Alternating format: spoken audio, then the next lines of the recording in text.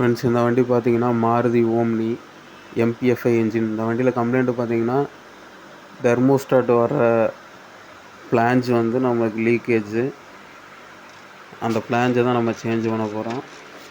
First நம்ம இந்த sealed வந்து ரிமூவ் பண்ணிக்கலாம்.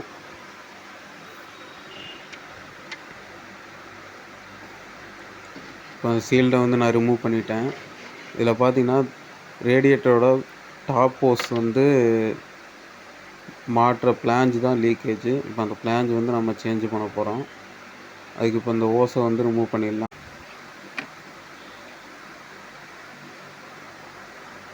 இனி நம்ம அந்த ஃப்ளான்ஜை வந்து நம்ம ரிமூவ் பண்ணிடலாம். இந்த ஃப்ளான்ஜுக்கு வந்து 12 சைஸ் போல்டு வரும்.